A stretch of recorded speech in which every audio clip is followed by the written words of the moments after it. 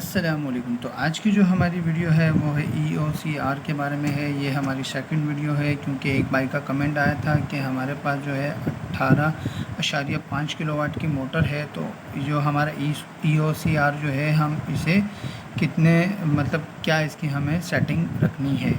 तो इसकी सेटिंग रखने से पहले जो है आपको जो है ना डी टाइम और ओ टाइम समझना पड़ेगा, क्योंकि हमारे पास कुछ न्यू यूज़र भी होते हैं, कुछ न्यू सब्सक्राइबर भी होते हैं, तो इसलिए जो है मुझे इसको बेसिक से बताना पड़ता है। तो आज जो है मैं वो 18.5 किलोवाट की जो मोटर है उसके बारे में, सेटिंग के बारे में भी बताऊंगा। और इसके अलावा जो है हमें जो है उस सेटिंग को जो भी एडजस्ट करनी है वो हम एक फार्मूले के तहत करेंगे, क्योंकि एक हमारे पास एक नॉर्मल फार्मूला जो हम हर जगह पे यूज़ करते हैं तो वो हमें यूज़ करना पड़ेगा। फिर उसके हिसाब से जो है हमें इसकी सेटिंग करनी पड़ेगी। तो फ़िलहाल जो है मैं इसकी बेसिक सेटिंग बता देता हूँ।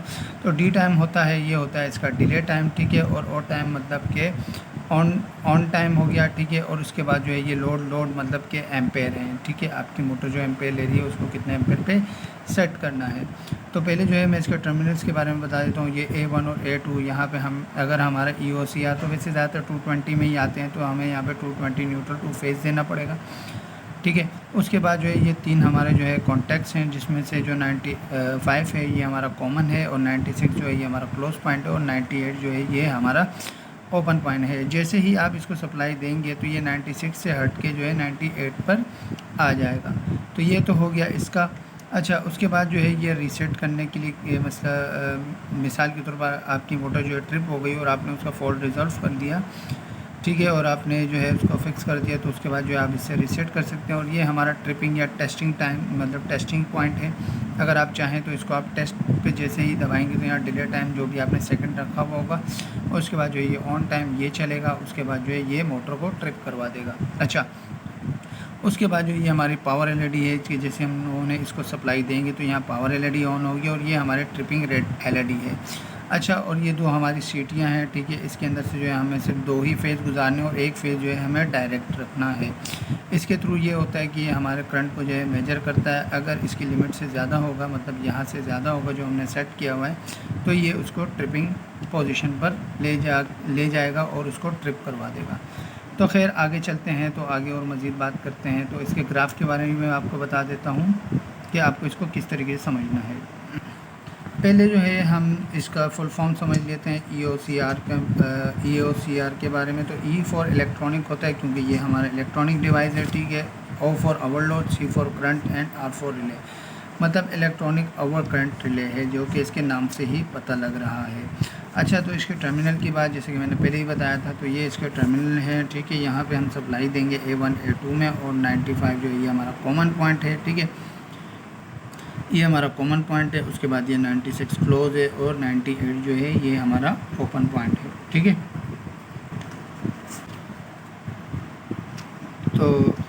तो अच्छा, तो अभी ये हमारा आ गया है ग्राफ, ठीक है। जैसे ही हम मोटर को स्टार्ट करते हैं तो सबसे पहले जो है हमारा इनरश करंट मतलब ये होता है कि मोटर के लिमिट से 1 गुना ज़्यादा होता है, ठीक है।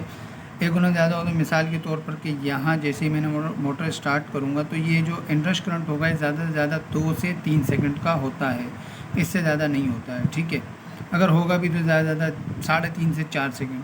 लेकिन इसकी जो हम लोग सेटिंग रखते हैं, वो हम रखते हैं 5 सेकंड पे, ठीक है। इसकी 5 सेकंड पे हम लोग सेटिंग रखते हैं, ये तो आप समझ गए होंगे, ठीक है। उसके बाद क्या होता है कि यहाँ से 2 से 3 सेकंड तक फ़ौरन टॉप पे हमारा करंट जाएगा। मिसाल है मेरी अभी मोटर जो है 11-12 एम्पेयर ले रही है, मिसाल के तौर पर, ठीक है। 11-12 एम्पेयर ले रही है, ठीक है, रनिंग पे। तो जैसे ही मैं इसको स्टार्ट करूँगा तो ये 32 से 35 एम्पेयर तक का इसका इनरश करंट जा सकता है। तो ये 2 से 3 सेकंड तक रहेगा। उसके बाद जो है दोबारा नीचे आएगा। नीचे आने के बाद जो है रनिंग के दौरान जो है हमारे पास थोड़ा सा जो है वेरिएशन आती है करंट की, ठीक है, वेरिएशन आती है, ठीक है। उसके बाद जो है थोड़ी बहुत जो आती है एक सेकंड या 2 सेकंड, यही आप समझ लें, ठीक है। उसके बाद ओवरलोड करंट, जो ओवरलोड है, ये जो ओ टाइम है, इसको हम लोग रखते हैं 3 सेकंड पे, ठीक है। अब अगर मिसाल के तौर पर अगर ये ट्रिपिंग पे जाएगा तो 5 सेकंड तो इसको यहाँ से मिलेंगे, 3 सेकंड इसको यहाँ से मिलेंगे, तो टोटल मिला के इसको 8 सेकंड मिलेंगे। तो 8 सेकंड के बाद जो है ये ट्रिप होगा। ठीक है, तो ये आप समझ गए होंगे। ठीक है, क्योंकि मज़ीद मैं इसके लिए इससे पहले मैं एक फ़र्स्ट वीडियो बना चुका हूँ इस पर, तो वो फुल डिटेल से बनी हुई है। तो इसका जो है हम लोग रखते हैं 5 सेकेंड। ठीक है, इसको हम लोग रखते हैं 5 सेकेंड तक। ठीक है, और इसको जो है ओवरलोड करंट को हम लोग रखते हैं 3 सेकेंड। ठीक है, ये आ गया 3 सेकेंड। अब रही बात कि ये एम्पेयर की, तो एम्पेयर की क्या सेटिंग है कि कोई भी अगर चीज़ हो या कोई भी मोटर हो या कोई भी ऐसी चीज़ हो तो उसको हमेशा हम 80% तक चलाते हैं, ना कि 100% तक। ठीक है, अगर आपका जनरेटर भी है, मिसाल है आपके पास जनरेटर है या इंजन है, तो उसको भी अगर हम पीक लोड पे लेके जाएंगे तो 80% तक जाएंगे। बाकी जो 20% होता है वो हम जो है टार्क लोड के लिए छोड़ देते हैं। अगर हम डायरेक्टली पीक पे लेके जाएंगे, अगर टार्क लोड जैसे ही आएगा वो बर्दाश्त नहीं कर पाएगा और सीधा वो ट्रिप कर जाएगा। तो मोटर में भी ऐसे ही होता है। ठीक है, अगर उसको हम फुल लोड पे लेके जाएंगे तो उसके इंसुलेशन को ख़तरा हो जाता है, जिसकी वजह से हमारी मोटर जल भी सकती है। तो जाहिर बात है ये हम इसको सेफ्टी पे लगा रहे हैं, तो इसको भी जाहिर बात है हमें 80% पे रखना पड़ेगा। अब 80% पे कैसे रखना पड़ेगा, तो फर्स्ट ऑफ़ ऑल जो है हमें जो है पहले तो फार्मूले का यूज़ करना पड़ेगा। जैसे कि हमारे भाई ने बोला था कि मेरे पास जो है 18.5 किलोवाट की मोटर है। तो एक नॉर्मल फार्मूला होता है जो हर इंडस्ट्री में यूज़ होता है, तो वो मैं पहले जल्दी से लिख लेता हूँ जब तक मैं जो है वीडियो को पॉज कर देता हूँ। तो खैर आ गए हैं हम अपने फार्मूले के पास। तो फार्मूले से पहले जो है हमें पहले ये समझना पड़ेगा कि I फॉर करंट होता है। ठीक है, V फॉर वोल्टेज होता है, क्योंकि ये चीज़ें हमारी सारी है जितनी भी है ये हमारी फार्मूले में यूज़ होंगी। ठीक है, तो ज़्यादातर भाई लोग तो इन चीज़ों के बारे में जानते होंगे, लेकिन काफ़ी ऐसे हैं जो नहीं जानते हैं, तो ये उनके लिए भी इन्फॉर्मेटिव है। ठीक है, ताकि वो ईज़ी तरीके से इस चीज़ को समझ सकें। ठीक है, तो I फॉर करंट हो गया, V फॉर वोल्टेज हो गया, PF मतलब पावर फैक्टर हो गया, किलोवाट मतलब KW मतलब किलोवाट। ठीक है, और जहाँ पे जो है आपका √3 आएगा तो उसकी जो वैल्यू है वो आएगी 1.732। आप चाहें तो इसको कैलकुलेट भी कर सकते हैं। कैलकुलेट करने के लिए जो है आपको सबसे पहले अंडर करना पड़ेगा। ठीक है, अंडर। ठीक है, उसके बाद आप 3 को जैसे ही वो करेंगे तो इसकी कीमत जो है वो आ जाएगी 1.732। अच्छा खैर, तो ये अक्सर जो है 3 फेज़ में हमारी यही वैल्यू जो है वो यूज़ होती है। तो अब फार्मूले की बात करें तो फार्मूला जो है हमारा ये है, क्योंकि हमें तो करंट मालूम करना है, तो करंट को जो है हम यहाँ रखेंगे I। ठीक है, क्योंकि हमें इससे निकालना है। अच्छा, तो उसके बाद क्या होगा कि ये वोल्टेज आ गया, voltage multiply by power factor, power factor multiply by √3। ठीक है, उसके बाद क्या है, डिवाइडेड बाय जितना भी किलोवाट है आपके पास उसको मल्टीप्लाई बाय 1000 करना है। 1000 इसलिए करना है क्योंकि किलोवाट को हमें वाट में कन्वर्ट करना है, क्योंकि 1 किलोवाट में जो होते हैं वो 1000 वाट होते हैं, तो इसलिए हमें इसको वाट में कन्वर्ट करना पड़ेगा। बास्तर लोग होते हैं इस पर जो है शॉर्टकट फार्मूला भी मारते हैं, जिसका जो है एक कांस्टेंट वैल्यू होती है 1.8। ठीक है, तो जो इससे जो नेक्स्ट वीडियोस आएंगी तो वो इंशाल्लाह कोशिश करेंगे कि फार्मूले पे करें और इसको भी क्लियर करने की कोशिश करेंगे कि ये वाकई सही है भी कि नहीं है। अक्सर भाई ये यूज़ करते हैं और ये किलोवाट में यूज़ करते हैं। ठीक है, और HP में जो होता है वो हमारे जो है ना 1.5 यूज़ करते हैं। और इसके अलावा जो है KVA टू किलोवाट अगर निकालना, मतलब किलोवाट टू KVA अगर निकालना होता है, ठीक है, तो KVA निकालना होता है तो उसके लिए जो है हम 0.8 यूज़ करते हैं। इसके अलावा एक और फार्मूला भी है, शायद वो है 125, तो ये भी यूज़ करते हैं शॉर्टकट। ठीक है, आप इससे शॉर्टकट निकाल सकते हैं। खैर आगे बात कर लेते हैं, इस फार्मूले पे बात कर लेते हैं। अब हमें निकालना है करंट, मतलब एम्पेयर निकालने हैं। तो एम्पेयर हम कैसे निकालेंगे, वोल्टेज हमारे पास कितने हैं, वोल्टेज हैं हमारे पास 400, मल्टीप्लाई पावर फैक्टर कितना होता है 0.8 होता है, तो इसको 0.8 कर लेते हैं। तो अंडर रूट की वैल्यू जैसे मैंने आपको बताया था 1.732, तो अंडर√3 की जो वैल्यू होगी वो हमारे पास आएगी 1.732। और जहाँ पे भी 3 फेज़ यूज़ हो रहा होगा तो वहाँ पे आपको अंडर√3 का लाजमी यूज़ करना है। नहीं भी करेंगे तो 1.732 भी डायरेक्टली लिख सकते हैं, कोई इशू नहीं। अच्छा, तो उसके बाद अब ये तो हमने सारी इसकी वैल्यूज़ लिख दी है। ठीक है, उसके बाद आगे कोशिश कर लेते हैं 18.5। ठीक है। मल्टीप्लाई बाय वाट था तो मल्टीप्लाई बाय वाट करेंगे इसको 1000, तो सॉरी मुझे खैर यहाँ पे इसका आंसर लिखना था, खैर यहाँ लिख लेते हैं इसका आंसर, तो ताकि आप इजीली समझ जाएं। छोड़ें थोड़ा मसला हो जाएगा इससे, खैर ताकि क्लियर तरीके से कर दूँ इसको ना। अच्छा ये हो गया। अगर आप इसको कैलकुलेट करोगे तो यहाँ पे आपकी वैल्यू आएगी 5554.24। ठीक है, ये आपकी वैल्यू आएगी। ठीक है, ये वैल्यू आ गई। अगर इसको मैं 1000 से करूँगा तो यहाँ पे जो हमारी वैल्यू आएगी वो आएगी 8500। ठीक है, ये आ जाएगी हमारी वैल्यू। अब हमें क्या करना है कि इसको जो है इसका उलट करना है। उलट मतलब बड़ी कीमत को हमें ऊपर करना है, छोटी कीमत को हम नीचे करेंगे। ठीक है, अगर नहीं करेंगे तो हमारा जो आंसर है वो सही नहीं आएगा। तो फ़िलहाल जो है मैं इसको इस साइड पे लिख देता हूँ ताकि यहीं इसका आंसर जो है वो क्लियर हो जाए। अच्छा, तो यहाँ पे मैं लिख देता हूँ 18500। ठीक है, उसके बाद आएगा 55424। जब आप इसको आपस में डिवाइड करेंगे तो आपके लगभग जो है 33 एम्पेयर आएंगे। पॉइंट में 3 भी आ सकता है, 4 भी आ सकता है, लेकिन 33 एम्पेयर आपका इसका आंसर आएगा। ठीक है, तो इस फार्मूले में मज़ीद और भी वीडियो बनाऊंगा ताकि इसको रोटेट कैसे करना है, हमें निकालना क्या है, पावर फैक्टर निकालना है तो कैसे निकालेंगे, वोल्ट निकालना है तो कैसे निकालेंगे, √3 मतलब 1.732 जो निकालना है वो कैसे निकालेंगे, वाट या किलोवाट निकालना है। ये मिसाल है, हमारे पास किलोवाट नहीं है और हमारे पास ये सारी वैल्यूज़ हैं, लेकिन हमें कैसे पता चलेगा कि इसका वाट कितना है। खैर, तो इसके बारे में नेक्स्ट वीडियो बनाऊँगा। तो अभी हमारे पास जो आंसर आ रहा है वो हमारे पास आ रहा है 33 एम्पेयर। अब जब हमारे पास 33 एम्पेयर आ रहा है तो इसका सिंपल जो है हमें ये काम करना पड़ेगा कि हमें इस 33 एम्पेयर को सिंपल करना है। जब आप कैलकुलेटर में जाएंगे तो आपको क्या करना है, 33 एम्पेयर परसेंटेज टू 80%। ठीक है, जैसे ही आप इसको क्लिक करेंगे मतलब कि आप इसको कैलकुलेशन करेंगे, ठीक है, तो जो आंसर आएगा वो आपका 80% होगा। तो आपको जो लोड है ये जो लोड है आपको इसको 80% पे रखना है। अब मिसाल के तौर पर इसका 80% आप यूँ समझ सकते हैं। रुक जाए, मैं ज़रा कैलकुलेशन करके निकाल के आपको जो है सही आंसर बता देता हूँ कि इसका 80% हमारा कितना आएगा। अच्छा, तो मैंने कैलकुलेशन करके जो है इसकी जो है आंसर निकाल चुका हूँ। तो इसका आंसर जो आ रहा है वो है 26.4।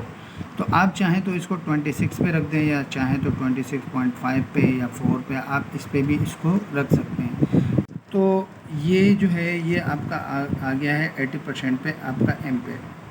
ठीक है, ये आपका आ गया है। अब मिसाल के तौर पर अगर आपका जो है 26% पे जो है आपका चल रहा है, मतलब 26.4 एम्पेयर पे आपका चल रहा है, और आपके अगर एम्पेयर थोड़े से बढ़ भी जाते हैं तो आप ज़्यादा से ज़्यादा इसको 27 पे या 28 पे भी कर सकते हैं, क्योंकि आपके पास जो है स्पेस है। ठीक है, वैसे करते तो नहीं है, तो सबसे पहले जो है मोटर की इंस्पेक्शन करते हैं कि मोटर कहीं मैकेनिकल से तो जाम नहीं हो रही या इलेक्ट्रिकल से कोई प्रॉब्लम तो नहीं है, या ऐसा कुछ भी हो सकता है। ठीक है, तो फ़िलहाल जो है ये इसकी सेटिंग है। अब बात कर लेते हैं इसकी वायरिंग के बारे में, मतलब इसके कनेक्शन के बारे में, कि फ़िलहाल जो है मैं अभी इसके जो है ना बेसिक कनेक्शन बताऊँगा। ठीक है, बेसिक कनेक्शन बता के जो है मैं ये वीडियो ख़त्म कर दूँगा, क्योंकि ये हमारी सेकंड वीडियो है। उसके बाद जो हमारी लास्ट वीडियो है वो होगी हमारे टाइमर पर, इस पर होगी, और इसके कनेक्शन के खैर फ़िलहाल तो ये मैंने जुगाड़ किया हुआ था लेकिन नहीं चल पाया। अच्छा खैर, अच्छा तो हम इसके बारे में बात करेंगे, इसकी वायरिंग के बारे में बात करेंगे, और ये कैसे ऑपरेट होगा इसके बारे में बात भी करेंगे। और इसके बाद जो है फिर जब ये हमारी ये टाइमर से कंप्लीट हो जाएगा फिर हम जाएंगे स्टार डेल्टा पे। तो जब आपका कॉन्सेप्ट क्लियर होगा तो इंशाल्लाह आप इजी तरीके से जो है ड्राइंग है वो आप ड्रॉ भी कर पाएंगे कि कैसे बनाई जाती है ड्राइंग, और इसके अलावा जो हमारी एप्लीकेशन है तो उसके थ्रू भी जो है आपका कॉन्सेप्ट जो है वो क्लियर हो जाएगा। तो खैर अभी चलते हैं हम अपने ये EOCR के वायरिंग मतलब डायग्राम के पास, कि डायग्राम कैसे बनाई जाती है इसकी। तो इस EOCR का जो है हमारी एप्लीकेशन के अंदर इसका सिंबल नहीं है हमारे पास। तो फ़िलहाल जो है मैं आपको यहीं जो है पेज के ऊपर ही समझाने की कोशिश करूँगा। तो चलते हैं हम अपनी वायरिंग के पास। तो अभी जो है एक काम करते हैं, इसके ऊपर जो डायग्राम बनी हुई है तो ये मैं सिंपल बनाने की कोशिश करता हूँ, ठीक है, कि इस पर किस तरीके से बनी हुई है, ठीक है। तो चलते हैं। इससे पहले भी मैंने आपके लिए लैचिंग की वीडियोस बनाई थी कि कॉन्टैक्टर को कैसे होल्ड किया जाता है, उसके लिए इसके अलावा जो है मैंने पुश बटन के बारे में भी फुल डिटेल से वीडियो दी थी।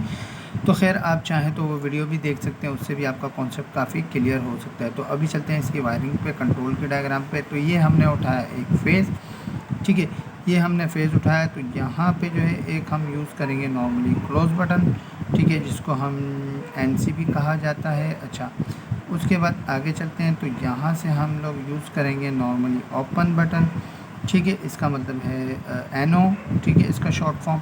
अच्छा, उसके बाद नीचे आएंगे तो यहाँ पे हम यूज़ करेंगे कॉन्टैक्टर। तो इसको हम लोग टैग दे देते हैं फ़िलहाल K का, ठीक है। तो इसको लैच करने के लिए क्या करना पड़ेगा कि यहाँ से हमें एक वायर उठानी पड़ेगी और इसके ऑक्सिलरी कॉन्टैक्ट के नॉर्मली ओपन से गुजारनी पड़ेगी। नॉर्मली ओपन से गुजारने के बाद जो है फिर दोबारा जो है हम इसकी कॉइल में दे देंगे। और ये जो कॉन्टैक्ट है, ज़ाहिर बात ये हमारे कॉन्टैक्टर का ऑक्सिलरी कॉन्टैक्ट है, तो इसके ऊपर टैग जो है वो भी K का ही होगा। अभी एक काम कर लेता हूँ मैं, इसका जो है इसकी एक नॉर्मल डायग्राम बना लेता हूँ, मतलब इसकी ये वाली, ये और प्लस सिटी की, ठीक है। तो मैं जल्दी से बना लेता हूँ। पहले मैं इसको पॉज कर लेता हूँ, फिर उसके बाद मैं डायग्राम बना के मैं आपको मज़ीद क्लियर करवाता हूँ। तो अच्छा खैर, तो ये मैंने जो है इसकी ये वाली डायग्राम मैंने बना दी है, ठीक है। इसकी सीटियों का ऑप्शन भी मैंने दे दिया है, तो ये आप देख सकते हैं इसमें, ठीक है। ये आप देख सकते हैं, ये A1 है, A2 है, 95, 96 और 98। और जो 95 है ये हमारे अभी ऑफ हालत में जो है ये हमारा क्लोज़ है। बस आपको इस चीज़ का ध्यान रखना है इसके अंदर कि जो क्लोज़ है ना, जैसे ही आप इसको सप्लाई दोगे तो ये क्लोज़ जो है कट ऑफ होकर हमारे 98 पे कन्वर्ट हो जाएगा। और दूसरी चीज़ ये, क्योंकि हमारा 220 है तो ज़रूरी नहीं है कि यहाँ पे आपको L ही देना है और यहाँ पे आपको N देना, मतलब लाइन देनी है और यहाँ न्यूट्रल देना है। तो आप इसको यहाँ पे न्यूट्रल भी देख सकते हैं और यहाँ पे आप लाइन भी दे सकते हैं, ठीक है। एक तो ये हो गया। अब क्या है कि ये मैंने डायग्राम बनाई थी, ठीक है, ये हमने जो है लाइन पे चलाई थी। तो यहाँ पे जो है मैंने इसको न्यूट्रल नहीं दिया। अब क्यों नहीं दिया, इसकी वजह है वो ये है कि पहले तो मैं फ़र्स्ट ऑफ़ ऑल मैं आपकी इसकी जो है ना बेसिक क्लियर कर लेता हूँ। तो सबसे पहले हमें इसको देना है फेज़, ठीक है, फेज़ देना। तो फेज़ जो है मैं इसका कंट्रोल से ही उठा लेता हूँ, ठीक है। ये मैं इसका फेज़ उठा लेता हूँ और ये मैं डायरेक्ट A1 को मैं दे देता हूँ, ठीक है। ये हमने दे दिया इसके A1 पे, ये फेज़ ये इसके साथ कनेक्ट हुआ हुआ है, ठीक है। अब रही बात A2 की, तो A2 की बात है तो A2 का क्या करते हैं, हमें देना है न्यूट्रल। अब न्यूट्रल हम कैसे देंगे कि ये जो है, अरे यार क्या मजाक है। अच्छा खैर, तो ये आ गया हमारा न्यूट्रल, ठीक है। तो ये आ गया हमारा न्यूट्रल। तो ये जो मैं यहाँ जो डॉट लगा रहा हूँ, ठीक है, इसका मतलब है कि ये लाइन सेपरेट जो है डायरेक्ट न्यूट्रल को जा रही है, ठीक है। ये इसको जा रही है, ये इसके साथ कनेक्टेड नहीं है, ठीक है। अब ये तो हो गया। अब रही बात कॉन्टैक्टर को हमें न्यूट्रल किस तरीके से देना है, तो वो हम जो है इस तरीके से देते हैं। यहाँ तो हमारा आ गया न्यूट्रल, क्योंकि कॉन्टैक्टर को तो हमने पहले ही लाइन दी हुई है, तो इसको ज़रूरत है न्यूट्रल की। तो न्यूट्रल जो है हम इस तरीके से देंगे कि यहाँ से एक जंप लगाएंगे 95 पे, क्यों 95 कॉमन है। इसकी सप्लाई यहाँ पे भी ट्रांसफ़र होगी और इसकी सप्लाई यहाँ पे भी जाएगी। जैसे ही ये ऑन होगा तो ये जो कॉन्टैक्ट है ये हमारा ओपन हो जाएगा और ये हमारा क्लोज़ में चला जाएगा, ठीक है। तो जब ये हमारा क्लोज़ में जाएगा तो हमें क्या करना है, हमें 98 से सप्लाई उठानी है और डायरेक्ट कॉन्टैक्टर को दे देनी है। अब क्या होगा कि अगर हमारी मोटर ट्रिपिंग पे जाएगी तो जैसे ही ये हमारा जो है ये जो डिवाइस है जैसे ही एक्टिव होगी तो ये 98 को कर देगा डिस्कनेक्ट और 96 को कर देगा मतलब क्लोज़, मतलब इसको कर देगा ओपन और इसको कर देगा क्लोज़। जब इसको कर देगा क्लोज़ तो यहाँ से हमें न्यूट्रल पहले ही मिल रहा है, तो हम पैनल के ऊपर क्या कर सकते हैं कि पैनल पे भी हम अपनी एक LED ट्रिपिंग लाइट लगा सकते हैं। न्यूट्रल हमने इसको यहाँ से दे दिया और फेस डायरेक्ट उठा के हमने इसके साथ कनेक्ट कर दिया, ठीक है। जैसे इस कॉन्टैक्ट में हमारा न्यूट्रल आ जाएगा तो ये हमारी LED लाइट ऑन हो जाएगी। ठीक है, तो ये तो आपका कॉन्सेप्ट क्लियर हो गया होगा। तो जैसे ही हमारा कॉन्टैक्टर कटेगा तो हमारा लैच जो है, जो होल्डिंग है, वो कट ऑफ हो जाएगी। अच्छा, अब इसकी बात कर लेते हैं सिटी की। तो सिटी की हम कनेक्शन जो है, मतलब कि वायर कैसे बिछाएंगे, तो इसके बारे में बात कर लेते हैं। तो यहाँ पे मैं एक जल्दी से 3 फेज़ की लाइनिंग बना लेता हूँ। ठीक है, ये आ गया हमारा L1, ये आ गया हमारा L2, ये आ गया हमारा L3। ठीक है, अब ये हमारा आ गया L3। तो फर्स्ट वाला जो है ये वाला, ठीक है, जिसमें मैं डॉट लगा रहा हूँ, ये यहाँ से ऐसे आएगा और यहाँ से ऐसे आने के बाद जो है ये हमारी सिटी में जाएगा, सिटी में जाएगा। ठीक है, और सिटी से निकलने के बाद जो है ये जाएगी, ये जाएगा हमारी मोटर में। ये हमारी 3 फेज़ की मोटर है। अब ये वाला जो है, ये वाला फेज़ जो है, ये जो है ये हमारा डायरेक्ट जाएगा मोटर में। बस आप ये ध्यान रखना कि ये जो है कोई भी वायर किसी के साथ कनेक्टेड नहीं है, बिल्कुल सेपरेट है। ठीक है, ये हो गया। अब रह गया हमारा तीसरा फेज़। ठीक है, अब ये यहाँ आएगा। ठीक है, अब ये जाएगा सिटी के अंदर, फिर सिटी से बाहर आएगा। बाहर आने के बाद जो है ये हमारी मोटर में कनेक्ट हो जाएगा। तो एक इसके लिए जो है एक मेरे पास एक लाइव वीडियो भी है, तो वो भी मैं आपके साथ शेयर कर सकूं, ताकि जो है ना आपका जो कॉन्सेप्ट है, ये पावर से सिटी के अंदर से वायर कैसे गुजारनी है, तो ये भी आपका क्लियर हो जाएगा। तो फ़िलहाल जो थी ये इसकी बेसिक वायरिंग थी। ठीक है, जो इसके ऊपर बनी हुई है। तो आप एक चीज़ सोच रहे होंगे कि भाई ये तो सारा कुछ समझ में आ गया है हमें, ये हमारा जो है लैच पॉइंट है, ये MC, ठीक है, ये आप देख सकते हैं। ठीक है, लेकिन ये क्या चीज़ है, ये हमारे पास क्या चीज़ है? तो ये सिंपल ये है कि यहाँ पे इस डायग्राम के हिसाब से यहाँ पे हमारे पास न्यूट्रल नहीं है। तो इन लोगों ने क्या किया कि यहाँ पे इन लोगों ने 2 फेज़ का एक ट्रांसफार्मर यूज़ किया है। ये 2 फेज़ इन लोगों ने लिए हैं, L1 और L2। यहाँ से इन लोगों ने 2 फेज़ लेके जो है इसको कन्वर्ट किया है इन लोगों ने न्यूट्रल टू फेज़ में, फेज़ टू न्यूट्रल पे कन्वर्ट किया है, क्योंकि रिक्वायरमेंट हमें कॉन्ट्रैक्टर की और इसकी जो रिक्वायरमेंट है वो न्यूट्रल टू फेज़ है 220 की। तो ये जो है ये हमारा ट्रांसफार्मर है, ये इसलिए यूज़ किया गया है। बाकी ये जो सिंबल है ये हमारे फ्यूज़ का है। बाकी ये जो है ये हमारा MCC भी यूज़ हो रहा है। ठीक है, और एक और चीज़ है, ये हमारा कॉन्टैक्ट्स है कॉन्ट्रैक्टर का, तो जो कि मैंने यहाँ पे यूज़ नहीं किया है। ठीक है, तो यहाँ पे यूज़ कर लेते हैं। ये हमारा कॉन्ट्रैक्टर का कॉन्टैक्ट है, किसका है, ये K का है। तो ये हमारे K का कॉन्टैक्ट आ गया है। ठीक है, तो फिर जो है मैं आपको अपने पैनल में दिखा देता हूँ कि हमारे जो पावर की जो वायरें हैं वो सिटी के अंदर से किस तरीके से गुजर रही हैं। तो ये आ गए हैं हम अपने पैनल के पास। तो ठीक है, अभी जो है मैं इसको पैनल को ओपन करता हूँ और आपको दिखा देता हूँ। ये आप देख सकते हैं, ये है हमारी सिटी। ठीक है, इसके अंदर से ये 2 वायरें सिर्फ हमारी गुजर रही हैं EOCR के अंदर से। तो फ़िलहाल जो थी आज की वीडियो हमारी यहीं तक ही थी। तो मिलते हैं नेक्स्ट वीडियो में। अल्लाह हाफ़िज़।